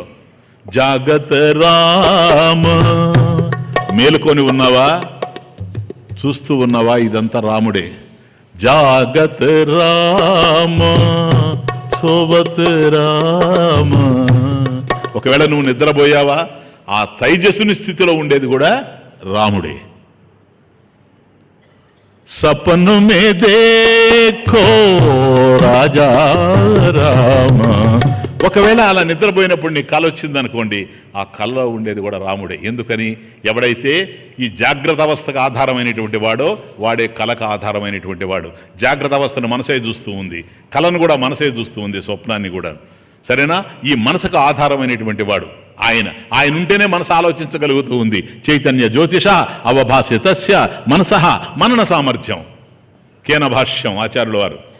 కాబట్టి ఆ చైతన్యం అనేటువంటి జ్ఞానం, ఆ జ్యోతి మనలో ప్రకాశిస్తూ ఉంది గనకనే చైతన్య జ్యోతిష అవభాస్యతస్య మనసః మనన సామర్థ్యం, ఈ మనసుకు ఆలోచించేటువంటి జ్ఞానం కలుగుతూ ఉంది. కాబట్టి అంబోజాసనుండాదిగా, కాబట్టి విష్ణుమూర్తి దగ్గర నుండి తృణ పర్యంతంబు, ఒక గడ్డిపోచ వరకు, అంటే మహత్తు నుంచి అణువు వరకు విశ్వాత్ముడై అంతటా వ్యాపించున్నటువంటి వాడే ఉన్నవాడు ఈ స్తంభమునందు ఉండడే.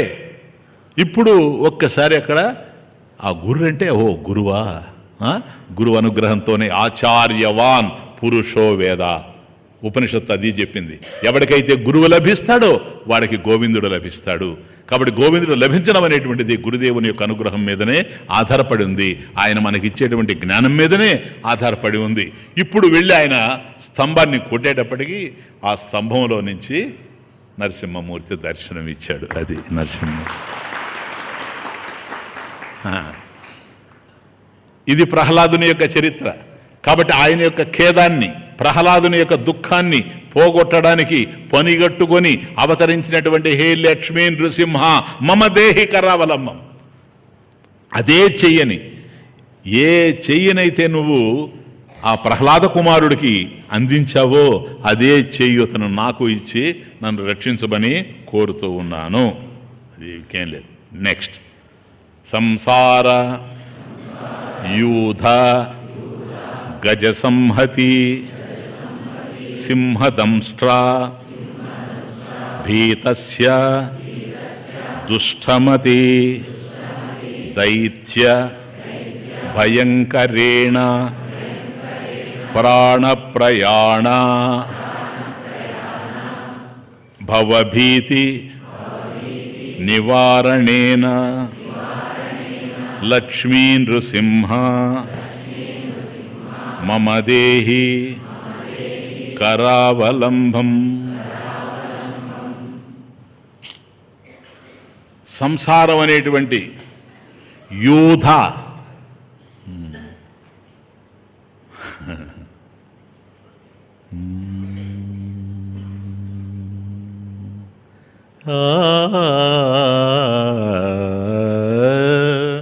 సంసారయూధ గజ సంహతి సింహదంష్ట్రా భీతస్య దుష్టమతి దైత్య భయంకరేణ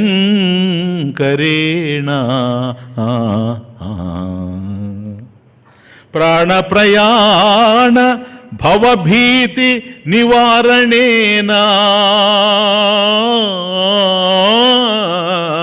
లక్ష్మీ నృసింహ మమ దేహి కరావలంబం. సంసార యూధ, యూధ అంటే ఒకవైపు చేరిన, అంటే గుమిగూడిన అని అర్థం. యూధ అంటే గుమిగూడినటువంటి, అంటే గ్రూపుగా ఏర్పడినటువంటి అని అర్థం. గుమిగూడిన గజ ఏనుగుల యొక్క సంహతి అసెంబ్లేజ్ అంటే అవన్నీ కలిసి ఉండడం, కూటమి. కాబట్టి సంసారం అనేటువంటి గుమిగూడినటువంటి ఏనుగుల యొక్క కూటమి అన్నీ కలిసి ఉండడం, అసెంబ్లేజ్. ప్లీజ్. సింహ, ఇక్కడ సింహ అంటే సింహం అని కాదు, హింసించునట్టిది సింహ హింసించునట్టి దంష్ట్రా కోరల వలన భీతస్య భయపడినటువంటి నాకు. కాబట్టి ఒక్క చోట ఇప్పుడు మనం కూడా చూస్తూ ఉంటాం, చిత్తూరు జిల్లాలో, శ్రీకాకుళం జిల్లాలో అది చూస్తూ ఉంటాం. విపరీతంగా ఒక్కొక్కప్పుడు మన టీవీలో చూపిస్తూ ఉంటారు. భయంకరంగా ఏనుగులు వచ్చేసి బీభత్సాన్ని సృష్టిస్తూ ఉంటాయి. అవి ఎట్లా వస్తాయంటే చాలా ఏనుగులు కలిసి వస్తాయి. అదొక సమూహం, గజ సమూహం. అదే ఇక్కడ గజ సంహతి. కాబట్టి కూటమి, ఆ ఏనుగుల యొక్క కూటమి అవి హింసిస్తాయి. ఆ కోరల వలన భీతస్య భయపడినటువంటి నాకు దుష్టమతి దైత్య భయంకరేణ. ఇది మళ్ళీ స్వామి వైపు. దుష్టమతి అంటే దుర్బుద్ధి కలిగినటువంటి దైత్య రాక్షసుల్ని భయంకరేణ భయమును కలిగించేటువంటి వాడివి నీవు. కాబట్టి దుష్టబుద్ధి కలిగినటువంటి రాక్షసులకి, దుర్మార్గులైనటువంటి రాక్షసులకి భయాన్ని కలిగించేటువంటి నీవు ఈ గజ సంహతి, ఈ గజముల యొక్క కూటమి ఏదైతే ఉందో, గుమిగూడినటువంటి ఆ ఏనుగుల యొక్క కూటమి ఏదైతే ఉందో వాటి కోరల వలన, కోరలంటే ఇక్కడ మన తొండమనే తీసుకోవాలి, దాంతోనే కొడుతుంది ఎప్పుడు కూడా. కాబట్టి దానివల్ల ఏర్పడినటువంటిది ఈ భయపడిపోయినారు కనుక భీతస్య కాబట్టి నువ్వు రాక్షసులకే భయాన్ని కలిగించేటువంటి వాడు. దైత్య దుష్టమతి దైత్య భయంకరేణ. కాబట్టి దుర్బుద్ధి కలిగినటువంటి వాడు దుష్టమతి. అటువంటి దైత్యులు ఎవరైతే రాక్షసులు ఉన్నారో వాళ్ళకి భయాన్ని కలిగించేటువంటి నీవు నాకు మమ దేహి కరావలము, అది దానికి అన్వయం. కాబట్టి నాకు చేయూతనిమ్ము ఒకటి. రెండవది నా దగ్గర ఇంకొకటి ఏమిటంటే ప్రాణప్రయాణ భవభీతి నివారణేన. వచ్చిందా ఇది ఇంతకుముందు నాయనా? ఫిఫ్త్ శ్లోక. కాబట్టి ప్రాణప్రయాణ భవభీతి, ఆ 5th శ్లోకాలో సమాకులస్య అని వచ్చి ఉంటుంది. కాబట్టి ఆ సమాకులస్య బదులు నివారణేన, అది అక్కడ ఇంకేం లేదు. కాబట్టి ప్రాణం పోతూ ఉందేమో అనేటువంటి దానివల్ల పుట్టినటువంటి భయం ఏదైతే ఉందో దాన్ని పోగొట్టేటువంటి వాడివి. నివారణేన లక్ష్మీ నృసింహ మమ దేహి కరావలంబం. కాబట్టి ఏవైతే కాలంలో అగుపిస్తాయో అవన్నీ కాలంలో అంతరిస్తాయి. కాలంలో కనిపించినవన్నీ కాలంలో కనుమరుగవుతాయి. ఇదే మన సైన్స్లో కూడా చూసింది. Anything achieved in time is lost in time. కాలంలో ఏదైతే ఆవిర్భవిస్తుందో అది కాలంలో లేకుండా పోతుంది. మరణం అంతే కదా. ఎందుకని? జననం కాలంలో జరిగింది, మరణం కాలంలో జరుగుతుంది. కాబట్టి ఈ దేహం ఏదైతే ఉందో ఇది కాలంలో వచ్చింది పుట్టడం. కాబట్టి కాలంలోనే అంతరించిపోతుంది, చనిపోతుంది. అందువల్ల చివరికి భస్మాంతం శరీరం. ఈ దేహం ఏదైతే ఉందో దీన్ని ఎన్ని రకాలుగా మనం సింగారించుకున్నా, ఎన్ని రకాలుగా పోషించుకున్నా, ఎటువంటి ఆహారాన్ని దీనికి అందించినా ఇది మాత్రం చివరిలో అంతంలో ఏమవుతుంది? భస్మ అంతం, భస్మాంతం శరీరం. చివరికి ఇది భస్మంగా మిగిలిపోతుంది. అందుకని మన వాళ్ళు భస్మధారణ చేసేది. శైవులంతా కూడా భస్మధారణ చేస్తారంటే దాని అర్థం ఏంటంటే ఈ దేహం ఏదైతే నేను సర్వాంగ సుందరంగా దీన్ని రక్షించుకుంటూ ఉన్నానో ఇది ఒకనాడు భస్మం అయిపోతుంది అని ఈ దేహానికి పట్టేటువంటి స్థితిని ఊహించి భస్మాంతం శరీరం గనక భస్మధారణ అంతే, ఇంకేం లేదు. కాబట్టి ఇది లేచింది పోతుంది. సముద్రంలో అల లేస్తుంది ఒక కాలంలో, క్షణాల్లోనే మళ్ళీ ఆ లేచినటువంటి అల కింద పడిపోతుంది అంతే. అట్లాగే ఆకాశంలో ఒక మెరుపు మెరుస్తుంది, అది మెరిసిందని మనం చూసే లోపలనే అది ఆగిపోతుంది అంతే. కాబట్టి ఒక మెరుపులాగా, విద్యుల్లతలాగా, లేదు సాగరంలో ఉండేటువంటి అలలాగా ఈ దేహం కూడా అంతే. కాబట్టి ఓటి కుండలో నీరు ఏ విధంగా అయితే కారిపోతూ ఉంటుందో క్షణ క్షణానికి, నవరంధ్రాలు కలిగినటువంటి ఈ ఓటి కుండలో ఆయుష్ కూడాను క్షణ క్షణానికి ఖాళీ అయిపోతానే ఉంటుంది. అందువల్ల శాస్త్రం అన్నది జలధర పటల భిన్న కుంభోదకవత్ ప్రతి క్షణం వినాశి. క్షణ క్షణానికి నశించిపోతా ఉంది శరీరం. ఎట్లాగూ జలధర పటల, ఒక కుండలు నిండా నీళ్లు నింపామనుకోండి, నీళ్లు నిండినటువంటి కుండలో కింద గనక రంధ్రం చేస్తే భిన్న కుంభోదకవత్, ఆ కుంభాన్ని, ఆ కుండని గనక కింద గనక రంధ్రం చేస్తే నీళ్ళు అలా కారిపోతానే ఉంటాయి. చూస్తాం మనం, బొట్టు బొట్టుగా కారిపోతూ ఉంటాయి. కాబట్టి ఎట్లాగైతే భిన్న కుంభంలో రంధ్రం ఏర్పడినటువంటి కుండలో నీరు ఏ విధంగా అయితే కారిపోతూ ఉందో అట్లాగే నవరంధ్రములు కలిగినటువంటి ఈ ఓటి కుండ, ఈ దేహం ఏదైతే ఉందో దీంట్లో కూడాను ఆయుష్ నిరంతరం కారిపోతూనే ఉంది. ఇదే ముఖ్యమైన ఉద్దేశం. మీరు శివాలయానికి వెళితే ధారాపాత్ర పెడతారు చూచారా, అందుకనే ధారాపాత్ర పెట్టేది. మీరు అడగండి పూజారిని, విచిత్రంగా చెప్తాడు. ఎందుకంటే నేను ఒకప్పుడు అడిగాను చిన్నప్పుడు, స్వామి ఈ ధారాపాత్ర ఎందుకు పెట్టారు స్వామి? దానికి ఆన్సర్, నాయన శివుడికి స్నానం అంటే ఎక్కువ ఇష్టం, అభిషేకం. విష్ణుదేవుడికి అలంకరణ అంటే ఇష్టం. అలంకార ప్రియ విష్ణు, అభిషేక ప్రియ శివ. ఇట్లాగే చెప్పాడు. అప్పుడు ఓహో సంస్కృతంలో చెప్తున్నాడు కదా. ఒకటే గుర్తుపెట్టుకోండి, మనకు తెలుసని ఇతరులు అనుకోవాలంటే దానికి ఒకటే మార్గం, సంస్కృతంలో మాట్లాడడమే, వచ్చినా రాకపోయినా. ఎందుకంటే వీడు సంస్కృత పదం పలికాడు గనక వీడికి ఎంతో వచ్చు అని అనుకుంటారు జనం. నేను ఆ రోజుల్లో అనుకునేవాడిని ఓహోహో అని.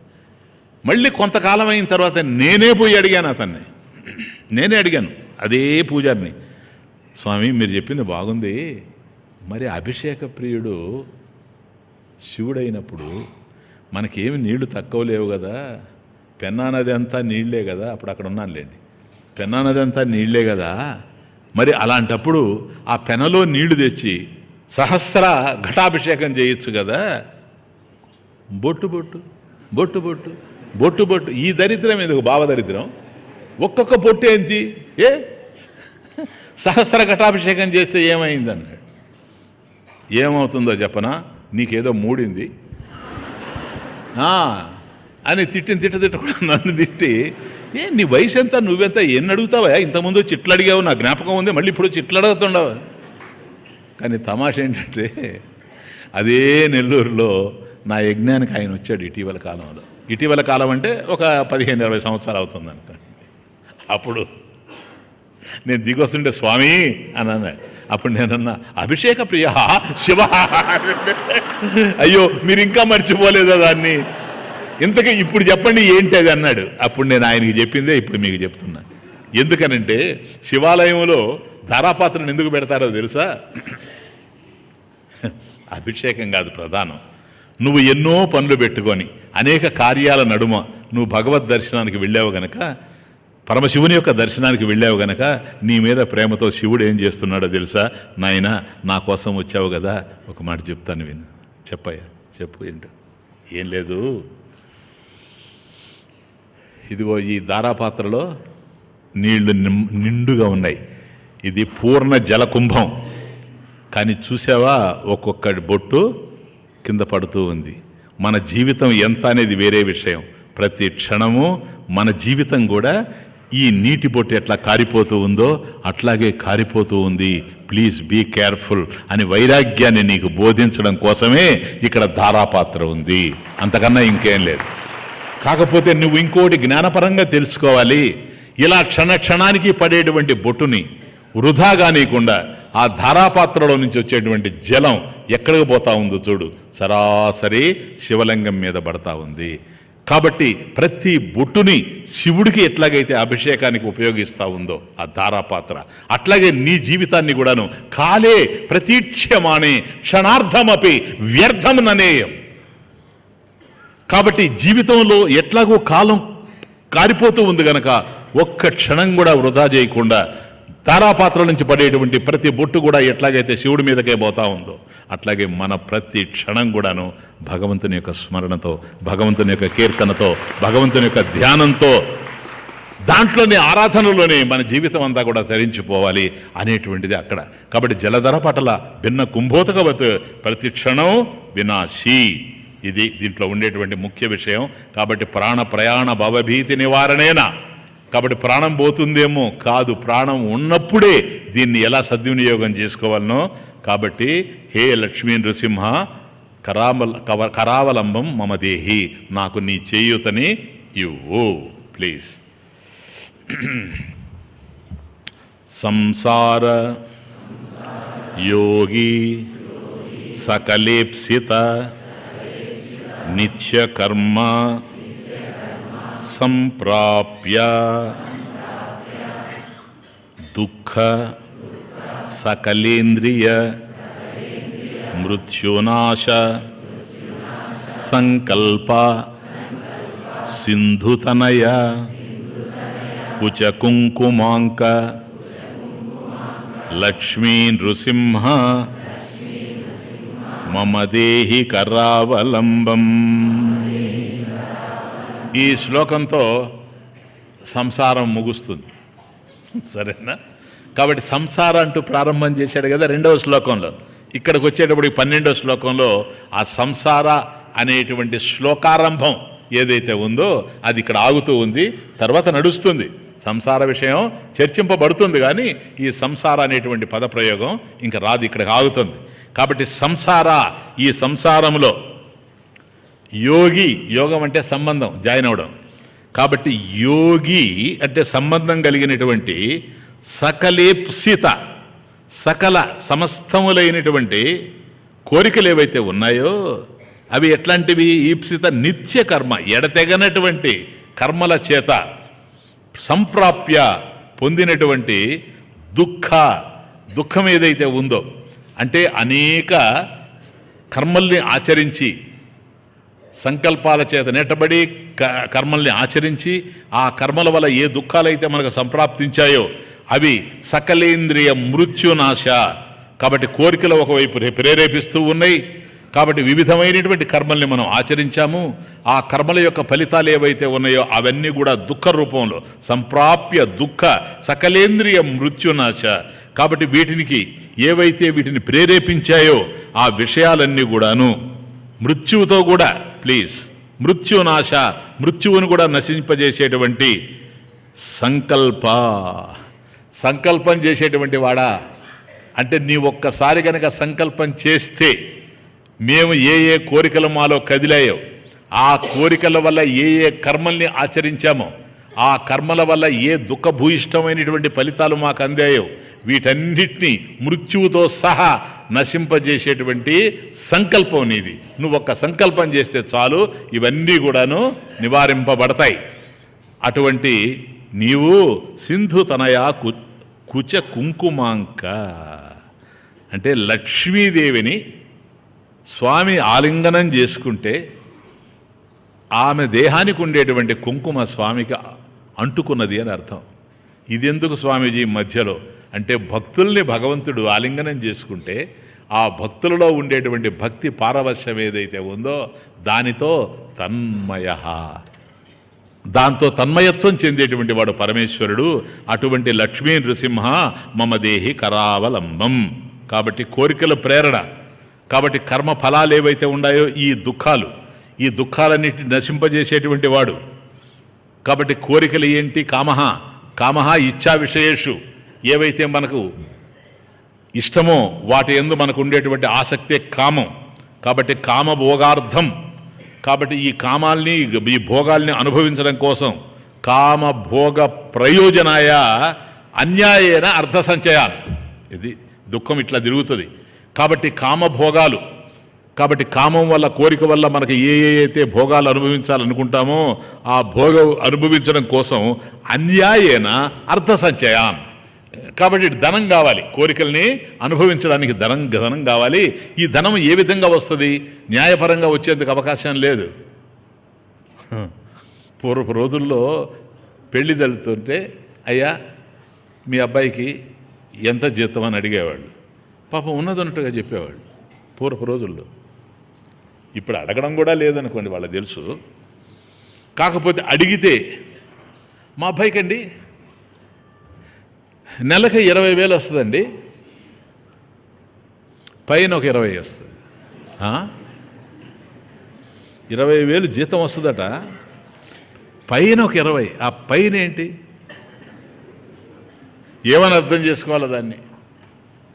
ఏమో ఎవరు ఎట్లా అర్థం చేసుకుంటే అట్లా అర్థమవుతుంది. ఎందుకంటే పైన అనే దానికి అక్కడ అర్థం కాంటెక్స్ట్ ఏముంది కనుక 20,000 జీతం వస్తుంది, పైన 20,000 వస్తుంది. అంటే 20,000 జీతం మనకు ఉపయోగపడుతుంది. పైనది పైవాడు చూసుకుంటాడు, పైవాడికి అది సంబంధించింది. అంటే పైవాడు పైనదనుకుపోతూ ఉంటాడు. పదవయ్యా పద, అపోలో హాస్పిటల్కి పద. అంతే. ఇప్పుడు నేను చెప్పేది యశోదాకు పద, అపోలోకు పద, కేర్ హాస్పిటల్కి పద. ఎందుకని కేర్లెస్గా బిహేవ్ చేశావు? కేర్ హాస్పిటల్లో చేరిపోయి ఎందుకని? ఇదంతా పైవాడు చూసుకుంటాడు. కాబట్టి అర్థ సంచయాన్, అన్యాయేన అర్థ సంచయాన్. కాబట్టి అన్యాయంగా మనం సంపాదించేటువంటిది ఏదైతే ఉందో, కాబట్టి న్యాయంగా ఇప్పుడు జనరల్గా ధనం ఎవ్వరికి చేరదు నాయన. చేరితే అన్యాయమే, ఏదో కొందరి విషయాల్లో తప్ప మిగతా అదంతా అన్యాయమే. ఇప్పుడు ఒక వ్యాపారి ఉన్నాడు, ఆయన ధర్మబద్ధంగా వ్యాపారం చేశాడు అనుకోండి, ఏమొస్తుంది? ఏం రాదు. ఏం చేస్తాడు? దాంట్లో బ్లాక్ ఉంటుంది, సరేనా? అందువల్ల దాని పేరు నల్ల బజారు, అదే బ్లాక్ మార్కెట్.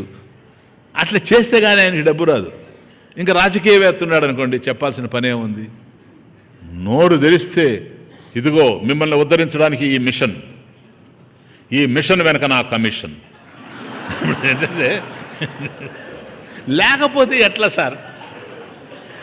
ఇది ఎవరిని నేను తప్పు పట్టడంలో జరిగే విషయాలు చెప్తున్నా. ఇవి మీకు తెలుసు, నాకు తెలుసు. నేను కొద్దిగా రిథమిక్గా మాట్లాడితే మీరు నవ్వుతున్నారు తప్ప ఇది మీకు తెలుసు, నాకు తెలుసు. ఎందువల్ల? రేపు వాడు వస్తాడు మళ్ళీ, నాయన భిక్షాందేహి వస్తాడా లేదా? 5 సంవత్సరాలకు ఒకసారి భిక్షాందేహి ఓటు వేయి అని అన్నప్పుడు నువ్వు నోటేది? నీకు ఓటేస్తా కానీ నాకు నోటేది?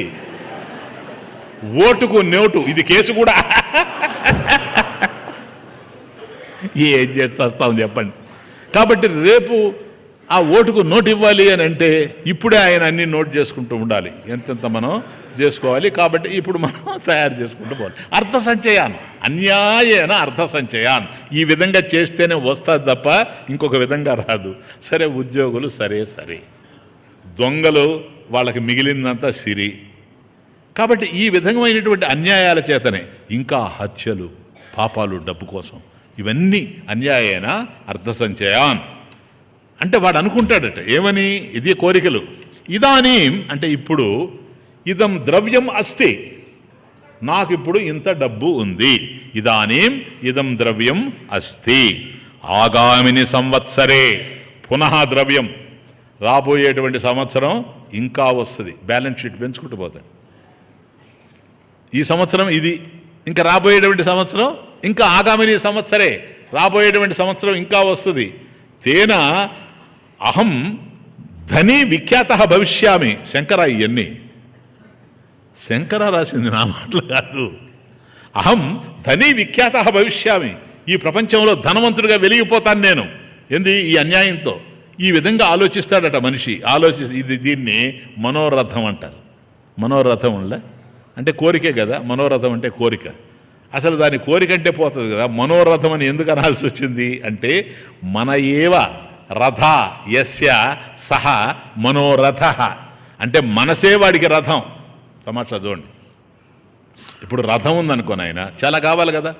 రథం ఒకటి, దాని ఖర్చు, అట్లాగే ఆ రథాన్ని నడిపేటువంటి డ్రైవరు, సారథి, వాడికి కావాల్సినటువంటి డబ్బు ఇవ్వాలి. ఆ రథమే మన కారు ఇప్పుడు.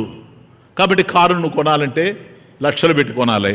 అంత కొన్న తర్వాత మళ్ళీ దానికి డీజిల్, తిరిగి చూసేటప్పుడు డీజిల్ పెరుగుతూ ఉంటుంది. ఒక్కొక్కప్పుడు పెట్రోల్ పెరుగుతుంది, ఒక్కొక్కప్పుడు డీజిల్ పెరుగుతుంది. ఇది ఇలా పెరుగుతూ ఉంటుంది. మెయింటెనెన్స్ ఎలాగో ఉంటుంది. డ్రైవర్ ఉంటాడు, వాడికి కూడాను మనం ధనం ఇవ్వాలి. ఆయనకి పెంచుతూ పోవాలి, ఇంక్రిమెంట్లు ఇవ్వాలి. ఇవన్నీ ఉంటాయి. సమయాలు, నియమాలు ఎట్లాగూ ఉంటాయి. ఇట్లా ఉంటుంది. కానీ మనోరథం, మనసు అనేటువంటి రథాన్ని ఎక్కాడనుకోండి, దీనికి ఏముంది? ఫ్యూయల్ లేదు, నడిపేవాడు లేదు. ఎందుకంటే వీడే నడుపుకుంటూ పోతాడు. యాక్సిడెంట్ అయ్యేంత వరకు వీడే నడుపుతాడు మనోరథాన్ని. కాబట్టి ఈ మనోరథాన్ని నడుపుకుంటూ పోతాడు. కాబట్టి ఎప్పుడు కూడాను అంటే ఇవేవి బుద్ధిలో ఉండేదానికి ఇవ్వాల్సిన అవసరం లేదు. అప్పుడు అనుకుంటాడు, సర్వదాపి నాస్తి మత్తుల్య, ఎక్కడ చూసినా ఏ పరిస్థితులైనా నాతో సమానమైనటువంటి వాడు ఎవ్వడూ లేడు. పనికి మాలినోడు కూడా వాడు చాలా గొప్పగా వాడిని ఊహించుకుంటాడు. ఆ విలువ ఇచ్చినంత వరకు వాడు నిలబెట్టుకోలేడు. తీసి పక్కన పడేస్తే అప్పుడు తెలిసి వస్తుంది వాడేంటో వాడికి. సరేనా? ఆ పని ఎట్లాగో కాలం చేస్తుంది, కాలం చేస్తుంది. కానీ ఈ కోరికల చేత ఈ విధంగా ఉన్నటువంటి వాడు అహం సంపన్న నా కేవలం మనుష బలవాన్ ధనవాన్ సుఖీ అన్యేతు భూమి భార్య భూమి భారాయ అవతీర్ణాహ. చూడండి తమాషా. నేను సంపన్నుణ్ణి, నేను సుఖం కలిగినటువంటి వాడిని, నేను బలవంతుణ్ణి ఈ ప్రపంచంలో. ఇక మిగతా వాళ్ళంతారా, వాళ్ళంతా భూమి భారాయ అవతీర్ణాహ అనుకుంటాడట. వాళ్ళు భూమికి భారంగా అవతరించాడు. వీడు గాలికి కూడా అడ్డాం. కానీ వీడు అనుకుంటాడు వాళ్ళు భూమికి భారంగా అవతరించాడని. కోన్యోస్తి సదృశోమయ మయా సదృశ అన్య కహ అస్తి. కాబట్టి నాకన్నా నాతో సమానమైనటువంటి వాడు ఈ ప్రపంచంలో లేనే లేడు అనుకుంటాడు. ఈ కోరికల చేత ప్రేరేపించబడి చెయ్యకూడనివన్నీ చేస్తాడు. వాడికి పాపాలు చెప్పామనుకోండి, అస్సలు సంప్రాప్య దుఃఖ సకలేంద్రియ మృత్యు ఆశ.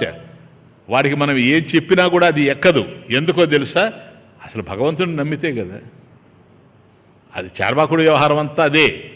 యావజ్జీవం సుఖం జీవేత్, యావజ్జీవం బ్రతికినంత కాలం సుఖం జీవేత్, సుఖంగా బ్రతుకు. ఎంత బాగుందో చూడండి ఆ మాట. వినేటప్పుడు ఎంత బాగుంటుంది మనకు. నా ఉపన్యాసం కానీ అదే బాగుంటుంది. యావజ్జీవం సుఖం భవే. అబ్బా, జీవితాంతం సుఖంగా ఉండమంటున్నాడండి. స్వామీజీ ఎప్పుడు అనలేదండి ఇది. ఎందుకంటాను, జరగదు కదా.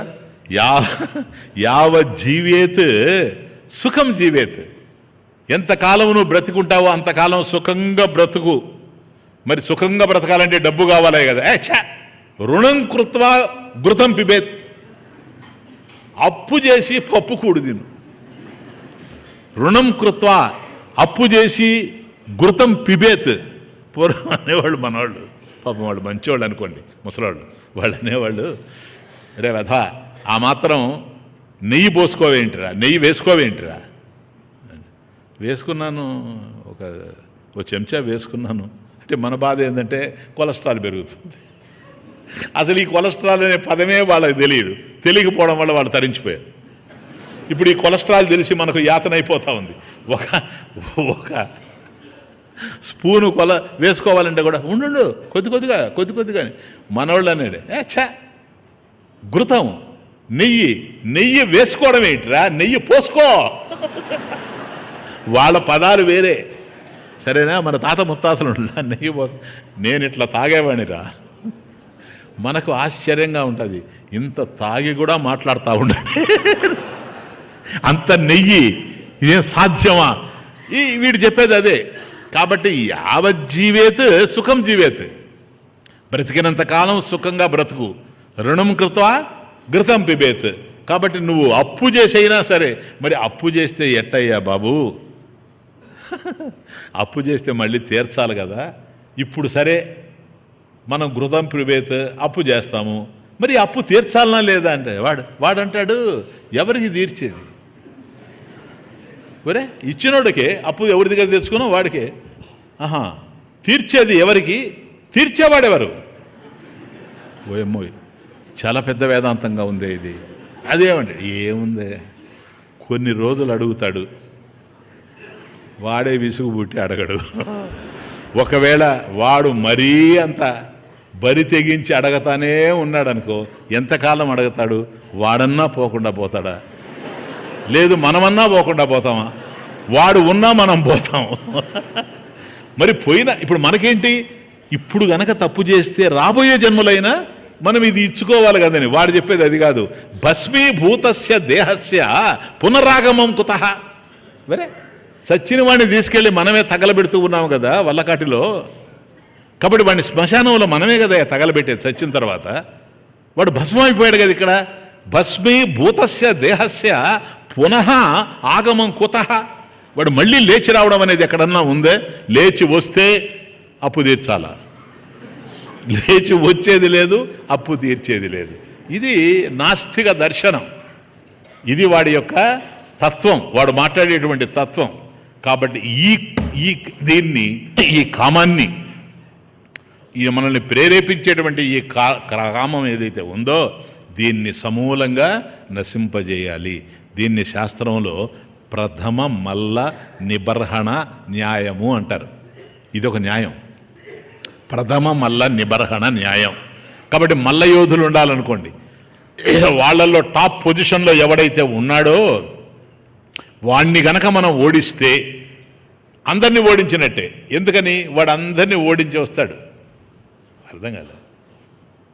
ఇప్పుడు అదేనైనా T20 ఇవన్నీ కూడా వన్డే ఇంటర్నేషనల్ ఇవంతా ఆడతారు కదా. అట్లాగే వరల్డ్ కప్పు, దీంట్లో ఒక్కొక్కడిని గెలుచుకుంటూ వస్తారు. చివరిలో ఎవడైతే ఉన్నాడో అందరిని గెలిచి వాడిని ఒక్కడిని గనక మనం ఓడిస్తే వరల్డ్ కప్పు మందే అవుతుంది. అది ప్రథమ మల్ల నిబర్హణ న్యాయము. కాబట్టి ప్రథమ మల్లుడు ఎవరో, అందరినీ గెలిచిన వాడెవడో వాడిని ఓడించాలి. కాబట్టి మన జీవితంలో కూడా ఆ ప్రథమ మల్లుడు ఎవడంటే కామమే. కాబట్టి దాన్ని మనం జయించాలి. దాన్ని వ్యక్తిగతంగా మనం జయించలేకపోతున్నాం కనుక పరమేశ్వరుని ఆశ్రయించి, హే లక్ష్మీ నృసింహ మమ దేహి కరావలంబం, నాకు నీ చేయూతనిస్తే నేను దీన్ని జయించగలుగుతాను. ఇక్కడికి 12 శ్లోకాలు ఉన్నాయి, ఇంకా 6 శ్లోకాలు చెప్పాలి. ఇక్కడికి సంసారం అనేటువంటి పదంతో ఆరంభమయ్యేటువంటి శ్లోకాలు ఇక్కడికి పూర్తి అయిపోయినాయి 12. మిగతాది రేపు చెబుతాను. ఓ